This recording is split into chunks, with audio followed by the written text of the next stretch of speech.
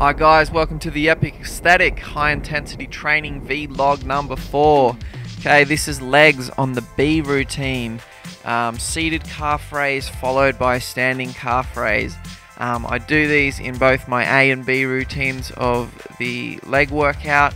I found them to be pretty effective so far. I've managed to go up in weight or reps every single week, but that's obviously pretty normal when starting a new routine. So 8 to 15 reps on the seated, followed by 8 to 15 reps on the standing calf raise. 4-2-4 cadence, so that's up for 4 seconds, squeezing out hard at the top for 2 seconds, and then down for another 4 seconds. Every set is taken to failure. I don't know if I've mentioned before, but with HIIT training, I'm only doing 1 set per exercise to failure. I'll do 1 or 2 warm-up sets before most exercises, but I'm not religious about my warm-ups depending on what exercise it is. Obviously, the more demanding the exercise, the more warm-ups. Okay, third exercise, the leg extension. I'm doing the leg extension as a pre-exhaust before I do a leg press. So pre-exhaust is an isolation exercise followed immediately by a compound movement. The thinking behind that is I'm pre-exhausting my quad muscle here with the leg extensions with 8 to 15 reps to complete failure. I then move briskly to the leg press machine where I do another 8 to 15 reps to complete and total failure. So my quads are now toasted or temporarily weak as compared to my fresh hamstring and glute muscles, and that means that my front part of my quads will get completely exhausted, and my glutes and hamstrings, having the temporary advantage of not being trained first, will hold me through until my quads are fully toasted. So what can often happen with this exercise is your glutes and hamstrings, being smaller, weaker muscles, will actually give out before your quads do on this exercise. So I use the pre-exhaust as a way to put my quads at a disadvantage, and then use this compound move to really toast off the front part of my quads. And obviously hamstrings and glutes, they're going to get a great workout, probably to failure as well. Okay, finishing off the legs with some squats. So I've used pre-exhaust to really toast the front part of my quads here, and just doing some squats for some higher reps here to completely finish them off. I'm still in some debate with myself as to whether I need to keep these squats.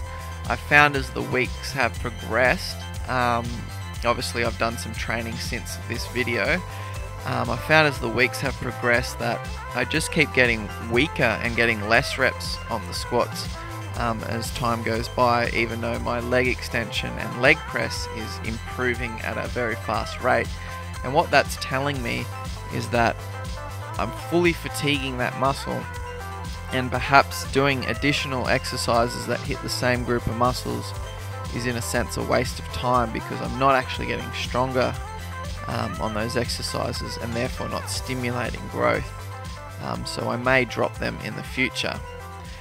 Here I'm doing another pre-exhaust combo between seated ham curl and stiff leg deadlifts, and again, this is something new I've tried, and I'm thinking it may be redundant or unnecessary to do the stiff leg deadlift at the end of this movement. So it's something I might try again, or I might keep an eye on just to see how my hamstrings are progressing. But it's just something I thought I would trial. If I feel I'm getting good results from it, I'll keep it, but if not, I might just stick to doing seated ham curl with some negatives or static holds thrown at the end.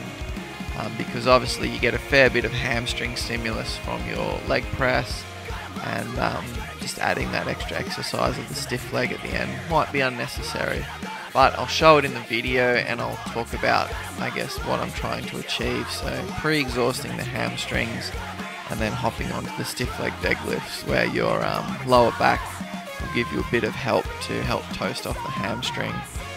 But after this particular exercise combo, I really didn't feel the stiff leg deadlift added anything to the hamstring work, and if anything, it probably puts you back in a compromised position. so I'll probably drop it in the coming weeks.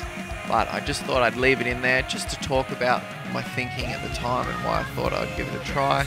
And anyone out there watching can make up their own mind whether they'd like to try it or not.